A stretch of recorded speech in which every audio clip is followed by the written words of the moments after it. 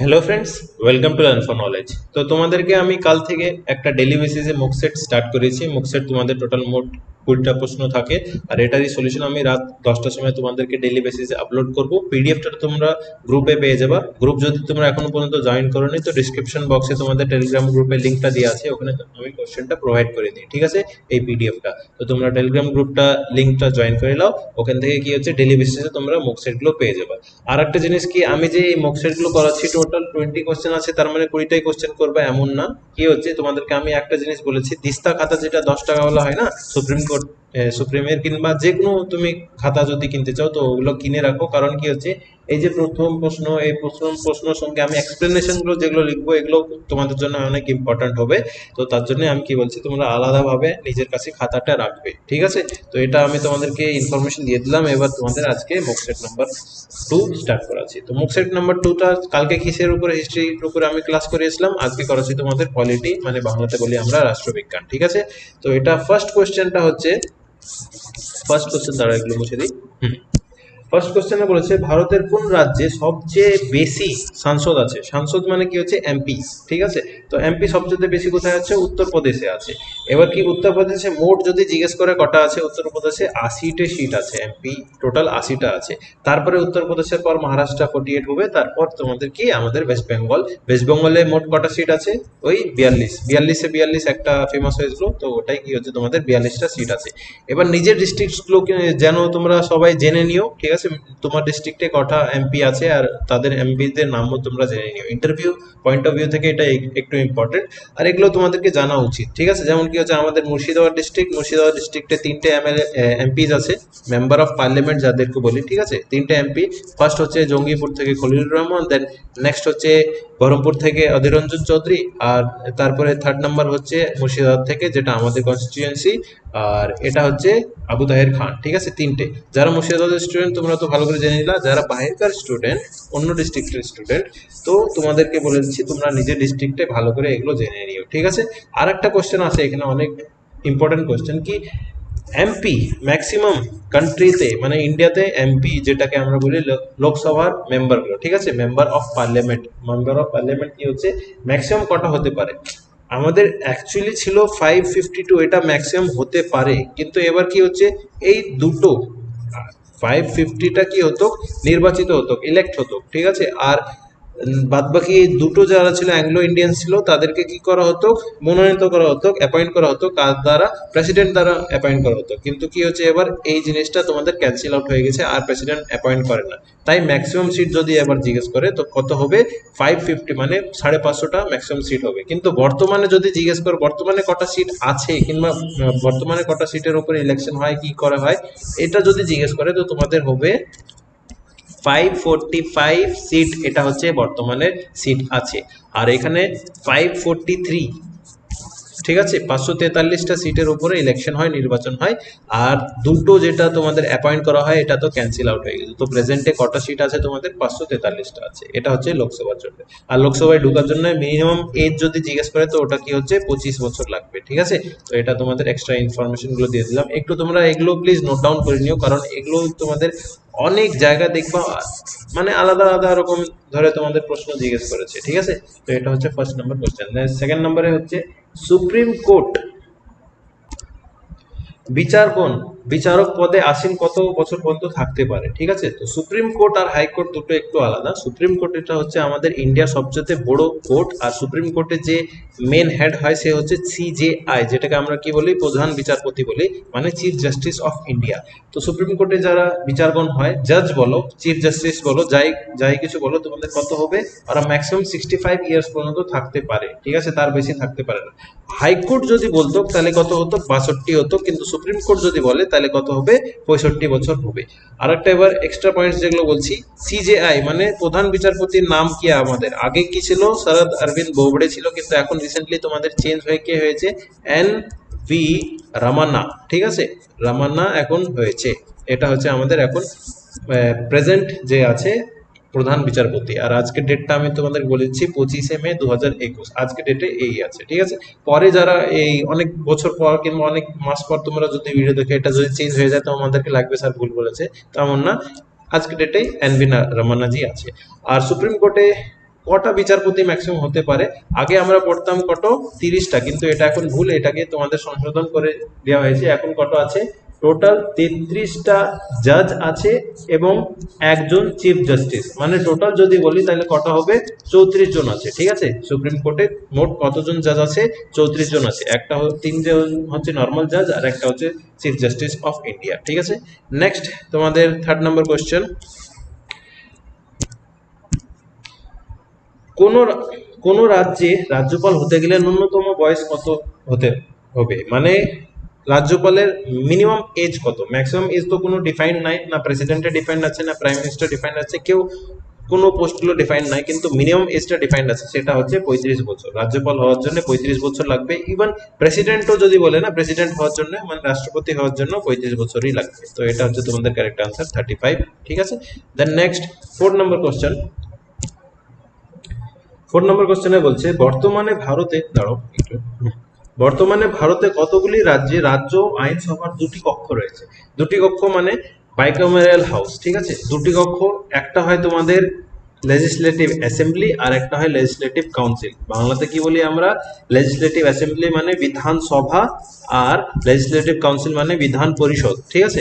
এই দুটো কতটা রাজ্যতে আছে? তো আগে আমাদের কটা রাজ্যতে ছিল? 7টা রাজ্যতে, কিন্তু এখানে একটাও আনসার ঠিক না। কেন ঠিক না? কারণ কি হচ্ছে, এখন অ্যাট প্রেজেন্ট 6টি রাজ্যতেই শুধুমাত্র কি 2টো কক্ষ আছে, বাইকামেরাল হাউস। বিধানসভা এবং বিধান পরিষদ শুধুমাত্র 6টি রাজ্যতে আছে। 6টি রাজ্যের নাম যদি মুখস্থ রাখতে চাও, আমরা হিন্দিতে একটা শর্ট ট্রিক্স বানিয়েছি, সেটা হচ্ছে মেরি বুয়া কেটিএম চালাতি है। মেরি বুয়া, BUA, কেটিএম, কেটিএম তো সবাই জানো, ঠিক আছে, KTM, কেটিএম চালাতি है। তো এটা এই 6টি হচ্ছে 6টি রাজ্য। রাজ্যগুলো যদি নামটা লিখতে চাও লিখে নিও। ফার্স্ট হচ্ছে বিহার, তারপরে হচ্ছে উত্তরপ্রদেশ, তারপরে হচ্ছে অন্ধ্রপ্রদেশ, তারপরে কর্ণাটকা, কেরালা অ্যান্ড মহারাষ্ট্র। এই 6টি রাজ্যতে বিধানসভা এবং বিধান পরিষদ দুটোই আছে। এবার আর একটা কি হচ্ছে, যে 7 নম্বরটা ছিল, সে ছিল জম্মু অ্যান্ড কাশ্মীর, ঠিক আছে। JNK ছিল, কিন্তু JNKটা এখন রাজ্য না হয়ে কি হয়ে গেল, এখন ইউনিয়ন টেরিটরি, কেন্দ্রশাসিত অঞ্চল হয়ে গেছে। তার জন্য কি এখন 7টা হবে না, কারেক্ট আনসার কি হবে? 6 হবে। তো তোমার এখানে যদি অপশনে 7 থাকে তো তোমরা এখানে টিক মারবা না, 6 আনসার কারেক্ট হবে। এখন আর একটা এবার এক্সট্রা ইনফরমেশন দিয়েছি, 2-3 দিন আগেই মমতা বন্দ্যোপাধ্যায় জি বলেছেন কি, এই আমাদের ওয়েস্ট বেঙ্গলেও এবার বিধান পরিষদ বানানোর বিলটা পাস করা হবে। তো বিধান পরিষদ ওয়েস্ট বেঙ্গলে ছিল না, এবার বিধান পরিষদ ওয়েস্ট বেঙ্গলে বানানো হবে। আর একটা কি জিনিস, এখানে যে তেলেঙ্গানা যেটা বলছি, ঠিক আছে, তেলেঙ্গানা এবার কি বলেছে, আমরা নিজের বিধানসভাকে ভঙ্গ করে দিব, এটা ক্যান্সেল আউট করে দেবো, আর বিধানসভা রাখবো না। তো দেখা যাক, এখন পর্যন্ত এগুলো হয়নি, আজকে ডেটে এগুলো হয়নি। তো আজকে যেটা যত আছে সেটাই তোমাদেরকে বলে দিলাম। 6টি তোমাদের মোট কটা বিধান পরিষদ আছে, কোন কোন রাজ্যে, এগুলো নাম আমি বলে দিয়েছি। তো এগুলো তোমরা লিখে নিও, ঠিক আছে। দেন নেক্সট কোশ্চেন, 5 নম্বর প্রশ্নতে বলছে সংবিধানের 8ম তফসিলে, ঠিক আছে, 8ম তফসিল 1992 সালে সংবিধানের দ্বারা কত কত না কোন ভাষাগুলি যুক্ত করা হয়েছে? তো এবার তোমাদের প্রশ্ন এখানে আসছে, আমাদের যে সংবিধানের 8ম নম্বর তফসিল আছে, এখানে তফসিল কটা আছে এগুলো জানো? আমাদের সংবিধানে মোট তফসিল 12টি আছে, আগে 8টি ছিল, এখন 12টি আছে, ঠিক আছে।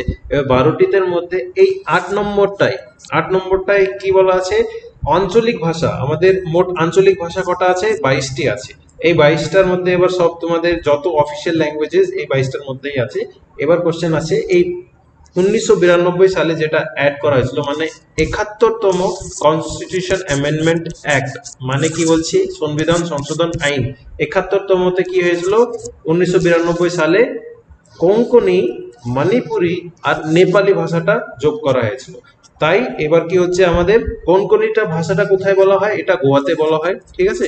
তারপরে মণিপুরিকে আমরা কি মেইটি ভাষাও বলি, আর নেপালিটা নেপালে বলা হয়। তো কারেক্ট আনসার কি হবে, অপশন সিটা হয়ে যাবে। নেক্সট কোশ্চেন, 6 নম্বর প্রশ্ন, এখানে কি বলেছে, ফার্স্ট, কখন কোন রাজনৈতিক দল জাতীয় রাজনৈতিক দল মর্যাদা পায়? জাতীয় রাজনৈতিক দল মর্যাদা মানে যেমন হচ্ছে আমাদের টিএমসি, ঠিক আছে, টিএমসি তৃণমূল কংগ্রেস যেটা হচ্ছে, এটা কোথায় লড়ে? শুধুমাত্র ওয়েস্ট বেঙ্গলে আছে, অন্য অন্য রাজ্যে তো নাই। কিন্তু কি হচ্ছে ইন্ডিয়ান ন্যাশনাল কংগ্রেস, এই ইন্ডিয়ান ন্যাশনাল কংগ্রেস কি হচ্ছে প্রতিটা কোনো না কোনো রাজ্যতে আছে। ইভেন বিজেপি কি হচ্ছে অনেকটা রাজ্যে আছে। তো এই দুটো পার্টি কি হচ্ছে, আরো পার্টি আছে, কিন্তু এই দুটো পার্টি কি হচ্ছে, এটা হচ্ছে আমাদের কি জাতীয় রাজনৈতিক পার্টি, মানে ন্যাশনাল পার্টি এদেরকে বলা হয়। কিন্তু টিএমসি কে ন্যাশনাল পার্টি কেন বলা হয় না? কারণ কি হচ্ছে এ শুধুমাত্র ওয়েস্ট বেঙ্গলে লড়ছে, কিংবা অন্যান্য কাছাকাছি রাজ্যতে হয়তো লড়েছে কি লড়েনি সেটা আমি জানি না। তো রাজনৈতিক দল, জাতীয় রাজনৈতিক দল হওয়ার জন্য কি করতে হবে? মিনিমাম 4টে স্টেটে জিততে হবে, কিংবা মিনিমাম 4টে স্টেটে ইলেকশন করতে হবে। তো আনসার কি হবে? অপশন সি হয়ে যাবে, যখন এই দল 4টি বেশি, মিনিমাম 4টি কিংবা 4টে বেশি রাজ্যে রাজনৈতিক দল হিসাবে প্রচলিত লাভ করবে। ঠিক আছে, তো এটা কারেক্ট আনসার হবে অপশন সিটা।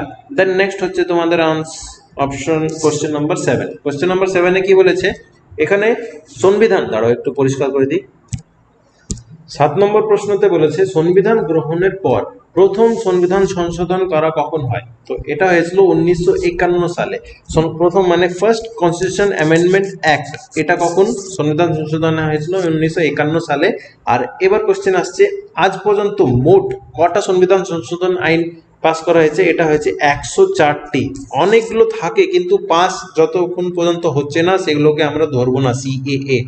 একটা হয় সিএবি, সেটা তো তোমরা এনআরসি ক্ষেত্রে বুঝেই নিয়েছো, ভালো আন্দোলন হয়েছিল। তো কি হচ্ছে এখানে সিএবি মানে কনস্টিটিউশন অ্যামেন্ডমেন্ট বিল, বিলটা তো অনেক পাস হয় কিন্তু পাস না হলে কি হচ্ছে এটা মানা যাবে না। কিন্তু সিএএ যখন হয়েছে মানে কনস্টিটিউশন অ্যামেন্ডমেন্ট অ্যাক্ট, এটা তোমাদের এবার মানতেই হবে। তো এবার কি হচ্ছে 104টি আজ পর্যন্ত মোট কনস্টিটিউশন অ্যামেন্ডমেন্ট অ্যাক্ট হয়েছে, মানে সংবিধান সংশোধন আইন পাস হয়েছে। তো কারেক্ট আনসার এখানে কি হয়ে যাবে? অপশন ডি হয়ে যাবে। তারপরে নেক্সট, ভারতের সর্বপ্রথম সাধারণ নির্বাচন কখন হয়েছিল? সাধারণ নির্বাচন মানে জেনারেল ইলেকশন কখন হয়েছিল? আমরা স্বাধীনতা পেয়েছিলাম 1947-ই পেয়ে গেছিলাম, কিন্তু 1947-এ ইলেকশন হয়েছিল না। তখন আমাদের কি জাস্ট পাওয়ার ট্রান্সফার হয়েছিল। তখন কি কারা ছিল? তখন গভর্নর জেনারেল অফ ইন্ডিয়া ছিল। ঠিক আছে, governor general of India first কে ছিল? মাউন্ট ব্যাটেন ছিল। আর যদি বলে গভর্নর জেনারেল অফ ইন্ডিয়া কোনো ভারতীয় যদি জিজ্ঞেস করে তখন হবে সি রাজগোপালাচারীজি হবে। ঠিক আছে, তো এখানে কি হচ্ছে এবার ইলেকশন হবে মানে নির্বাচন হবে। তো ফার্স্ট নির্বাচন আমাদের স্টার্ট হয়েছিল, এটা পরিষ্কার করে দিলাম। তো এটা আমাদের ফার্স্ট হয়েছিল 25শে অক্টোবর 1951 থেকে, 25শে অক্টোবর 1951 থেকে 21শে ফেব্রুয়ারি, ডেটগুলো একটু ভালো করে দেখে নিও। 21শে ফেব্রুয়ারি 1952 পর্যন্ত চলেছিল এই ইলেকশনটা, জেনারেল ইলেকশনটা ফার্স্ট ইলেকশন হয়েছিল। এটাতে কারা জিতেছিল? আইএনসি, ইন্ডিয়ান ন্যাশনাল কংগ্রেস জিতেছিল, মানে জওয়াহরলাল নেহরুর পার্টি আমাদের হেড করেছিল। তো এবার কি হচ্ছে 51 ধরবো না 52 ধরবো, যেটা তোমাদের ফাইনাল ইলেকশন কমপ্লিট হলো এই ডেটটা, এই সালটা আমরা ধরি। তো কি হবে এখানে আনসার? কারেক্ট আনসার 1952 হয়ে যাবে, মানে 1952 সালে প্রথম নির্বাচন হয়েছিল। দেন নেক্সট 9th কোশ্চেন। 9th কোশ্চেনে কি বলেছে আমাদের? সংবিধানের 10ম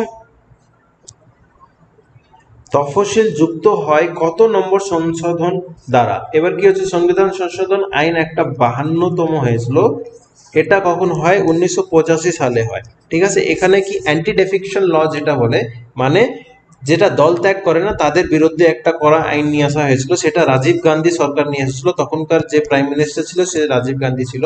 তো দল ত্যাগের জন্য কি 52তম যে তফসিলটা হয় এটাই হচ্ছে আমাদের কি 10 নম্বর তফসিল, মানে 10তম তফসিল। এবার কি হচ্ছে এখানে 10 নম্বর তফসিলের 52তম তো অপশন নাই। তো এখানে তোমাদের কি ইচ্ছা করে 50 या 42 মেরে দেবো? কখনোই এমন করে মারবে না। এবার দেখো তোমরা এই জিনিসগুলো শিখে নাও, কারণ অনেক জায়গায় মানে বলা হয় না, কিংবা অনেকজন জানে না এগুলো। তো আমি বলছি উইথ মাই এক্সপিরিয়েন্স কি যদি মেনে নাও এমন প্রশ্ন আসবে, এই প্রশ্নের উত্তরটা এখানে দেয়া নাই, মানে কোনো উত্তরটাই ঠিক না। এখানে আনসার এক্সাক্ট কারেক্ট হবে 52nd অ্যামেন্ডমেন্ট, মানে সিএএ। তো এখানে এবার কি হচ্ছে যদি আনসার দেওয়া নাই তখন কি করবা? এই কোশ্চেনটা অ্যাটেম্পটই করবা না। কারণ কি অনেকজনের ভুল ধারণা থাকে এবং অনেকজন জানে না, তাও উল্টো পাল্টা বকে ফেলে।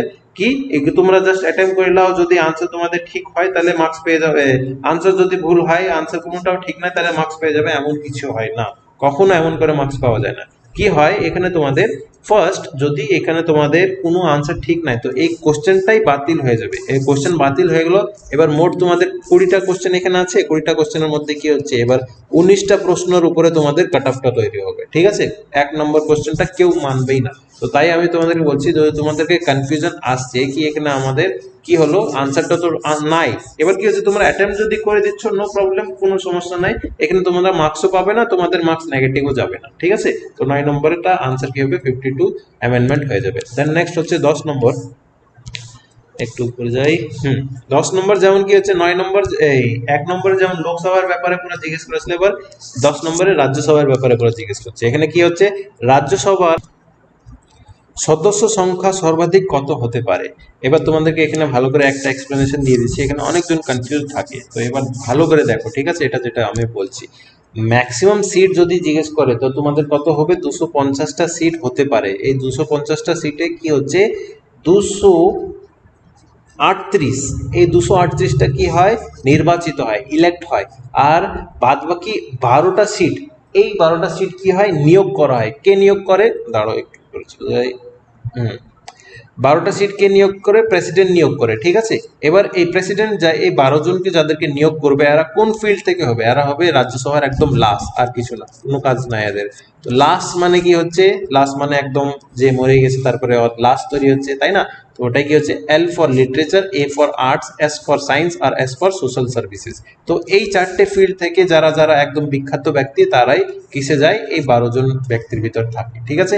এটা আর একটা বলে দিলাম। বাট অ্যাট প্রেজেন্ট যেমন লোকসভায় কি ছিল তোমাদের লোকসভায় ম্যাক্সিমাম সিটস তো আলাদা ছিল, কিন্তু এখন প্রেজেন্টে কটা আছে এটা সেম টু সেম রাজ্যসভার ক্ষেত্রেও তাই। রাজ্যসভাতে এখন ম্যাক্সিমাম কটা আছে 245 আছে। এই 245-এ যেটা তোমাদের ইলেক্টেড আছে সেটা আছে কত 233 আছে, মানে নির্বাচিত 223টি আছে। আর এই যে 12টি এরা কি হচ্ছে তোমাদের নিয়োগ করা হয় রাষ্ট্রপতি দ্বারা, এখন এরা আছে। তো এটাই তোমাদের টোটাল কত হচ্ছে টোটাল 245 ম্যাক্সিমাম সিট। এবার ম্যাক্সিমাম সিট এবার 245 যদি অপশনে থাকতো তাহলে ওটা কি মারতাম না। তোমাদের এখানে কি জিজ্ঞেস করেছে সর্বাধিক কত হতে পারে, ঠিক আছে। কত হতে পারে তার মানে কি হচ্ছে কারেক্ট আনসার অপশন বি হবে। কত আছে যদি জিজ্ঞেস করতো তাহলে হতো 245 হতো, ঠিক আছে। দুটো কোশ্চেনে একটু ডিফারেন্স আছে, ভালো করে তোমরা দেখে নিও, এখানে কনফিউজ থাকে অনেকজন, এই কনফিউশনটা যেন তোমাদের না হয় তাই তোমাদেরকে ভালো করে এক্সপ্লেন করে বলে দিচ্ছি। দেন নেক্সট কোশ্চেন হচ্ছে 11 নম্বর, কোন সংবিধান সংশোধন দ্বারা কি ভোট যারা দেয় ভোটের বয়সটা 21 থেকে 18 বছর করে দিয়েছিল। এটা করা হয়েছিল 61তম সংবিধান সংশোধন আইন দ্বারা, যেটা 1988 সালে হয়েছিল, ঠিক আছে। এটাই তোমাদের correct answer 61st amendment. Then next হচ্ছে 12 নম্বর কোশ্চেন, একটু পরিষ্কার করে দিই।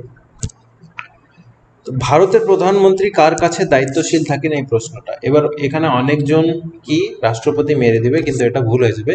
কারণ কি হচ্ছে রাষ্ট্রপতির কাছে দায়িত্বশীল না, আসল দায়িত্বশীল কি হয় প্রধানমন্ত্রী হয় আমাদের লোকসভা, ঠিক আছে।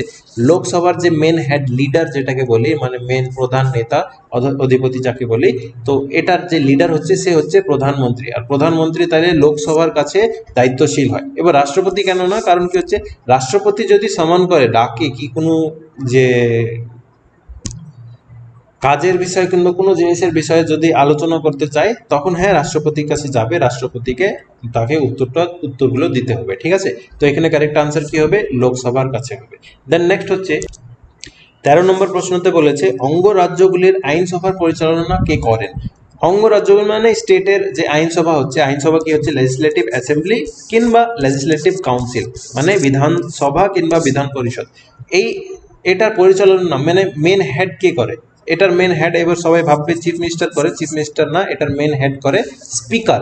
এই স্পিকার আমাদের লোকসভার স্পিকার কিংবা রাজ্যসভার স্পিকার ওগুলো না, নিজের স্টেটেরও একটা স্পিকার হয়। তো এটার কারেক্ট আনসার কি হবে অপশন ডি হয়ে যাবে, স্পিকার হয়ে যাবে। দেন নেক্সট হচ্ছে 14 নম্বর, 14 নম্বরে বলেছে সংবিধানের অর্থ বিশ্লেষণের চূড়ান্ত দায়িত্ব কার হয়, মানে একদম হাইয়েস্ট পাওয়ার কার কাছে আছে সংবিধানের তোমাদের কনস্টিটিউশনে যদি কোনো আমরা চেঞ্জমেন্ট করতে চাই, তো আমরা ম্যাক্সিমাম চেঞ্জমেন্ট কোথায় হয়, লোকসভাতে হয়, পার্লামেন্টে হয়, এগুলো সবাই কি করে আলোচনা করে, ঝামেলা করে, যত কিছু করলো সব লোকসভায় হয়। কিন্তু লোকসভায় কি একদম ফুল পাওয়ারফুল হয় না, রাষ্ট্রপতি যতক্ষণ না অ্যাসেন্ট দিবে, নিজে সিগনেচার দেবে, ততক্ষণ পর্যন্ত রাষ্ট্রপতি মানে ওই জিনিসটা, ওই তোমাদের সিএটা কিংবা যাই কিছু কানুন হোক তোমাদের পাস হবে না। কিন্তু রাষ্ট্রপতি কি এখানে সবচেয়ে পাওয়ারফুল না?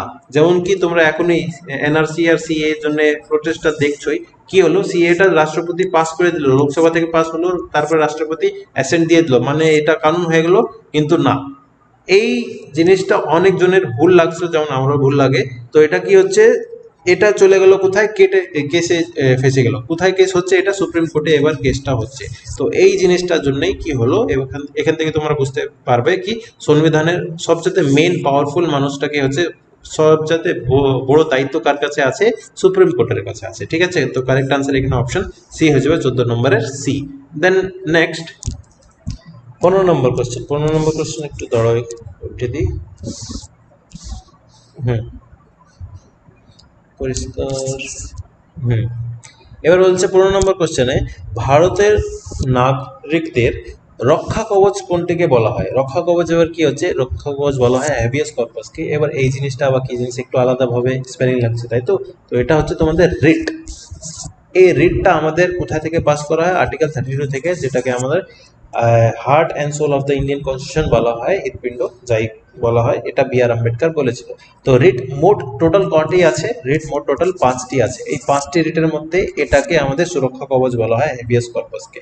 এই 5টি রিট কোন কোনটি এক্সপ্লেনেশন সহ আমি তোমাদেরকে অন্য ভিডিওতে বলে দিব, তাও আমি জাস্ট এখানে বলে দিচ্ছি। রিটগুলোর নামগুলো তোমরা মুখস্থ রাখবে। একটা হচ্ছে সার্সিওরারি, একটা হচ্ছে ম্যান্ডামাস, একটা হচ্ছে হেভিয়াস কর্পাস, তারপরে এই 3টা হয়ে গেল, তারপরে হচ্ছে প্রহিবিশন, তারপরে হচ্ছে কুও ওয়ারেন্টো।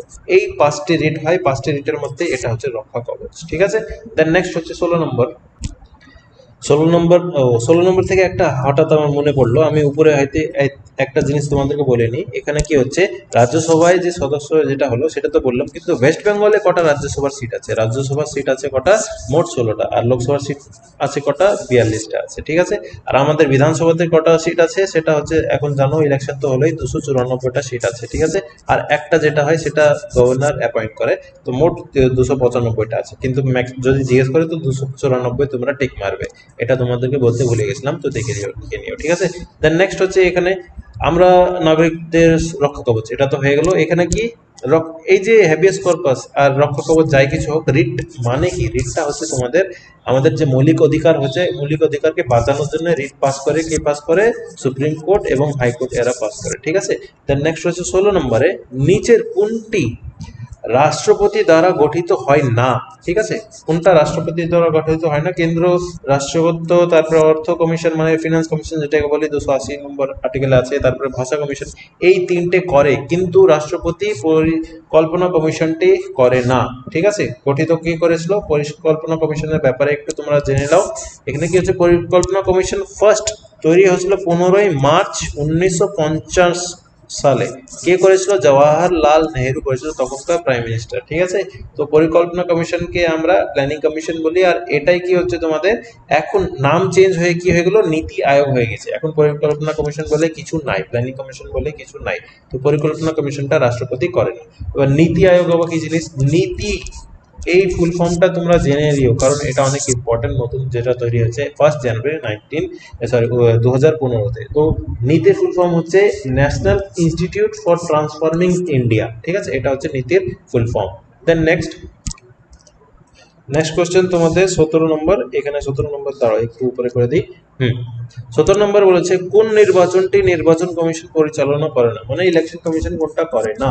তো ইলেকশন কমিশন আমাদের যে স্টেটে লোকাল বডি ইলেকশন হয়, মানে স্থানীয় সংগঠনগুলো হয়, ফর এক্সাম্পল গ্রাম পঞ্চায়েতের ইলেকশন হলো, জেলা তালুক, তারপরে সব ইলেকশনগুলো হলো, তারপরে আর একটা হচ্ছে মিউনিসিপ্যাল কর্পোরেশনের এইসবের যে ইলেকশনগুলো হলো, এই ইলেকশনগুলো মানে লোকাল বডি মানে স্থানীয় সংগঠনের ইলেকশনগুলো ইলেকশন কমিশন পরিচালনা করে না। তাহলে কে করে?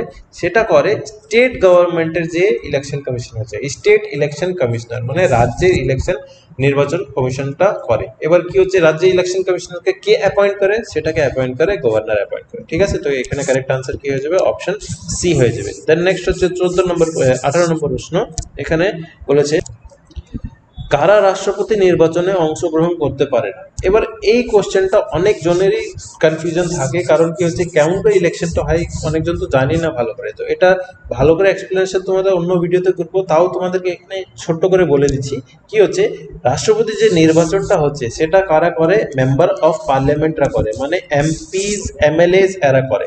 এমপি, ঠিক আছে, এমপি তো করছে যারা লোকসভার মেম্বার হচ্ছে। তারপরে এমপি অফ রাজ্যসভা, মানে রাজ্যসভার যারা মেম্বার হচ্ছে তারা করছে। আর একটাকে হচ্ছে বিধানসভা। বিধানসভা মানে লেজিসলেটিভ অ্যাসেম্বলি, কোনো রাজ্যের বিধানসভা এবং কেন্দ্রশাসিত অঞ্চল থেকে শুধুমাত্র দিল্লি আর পন্ডিচেরি এদের লোক, এরাই শুধুমাত্র কি করে? ইলেকশনস গুলো করে। ইলেকশনে এরাই শুধু পার্ট নিতে পারে। কিন্তু বিধান পরিষদ, কোনো রাজ্যের বিধান পরিষদ কখনো অংশগ্রহণ করতে পারবে না। ঠিক আছে, তো কারেক্ট আনসার কি হয়ে যাবে?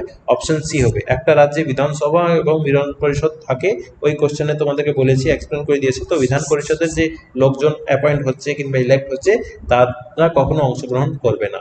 দেন নেক্সট হচ্ছে তোমাদের 19 নম্বর প্রশ্ন। 19 নম্বর প্রশ্নটা একটু একটু ডিফিকাল্ট আছে। এখানে হচ্ছে 19 নম্বর প্রশ্ন বলেছে কি, নিচের কোনটি সংসদীয় রীতিতে ভারতের অবদান হিসেবে বিবেচিত আছে? মানে এখানে ভারত একটা নতুন ক্রিয়েট করেছে। এটা কি করেছে? এটা করেছে জিরো আওয়ার। এবার জিরো আওয়ার কি জিনিস? আমরা জাস্ট নর্মাল সংশোধন, আমাদের পার্লামেন্ট স্টার্ট হলো, তারপরে কি কোশ্চেন আওয়ার স্টার্ট হয়। কোশ্চেন আওয়ার কি হচ্ছে, ওটা আমাদের জিরো আওয়ার স্টার্ট হয় কখন থেকে? একদম কোশ্চেন আওয়ার পরেই, মানে এটা 12 নুন থেকে স্টার্ট হলো। তো এই জিরো আওয়ারটা ভারতের ইতিহাসে পার্লামেন্টে কখন থেকে স্টার্ট হয়েছিল? 1962 থেকে স্টার্ট হয়েছিল। এই সালটা একটু মুখস্থ রাখবা। ঠিক আছে, এটা হচ্ছে তোমাদের কারেক্ট আনসার, অপশন এ হয়ে যাবে। তারপরে লাস্ট কোশ্চেন,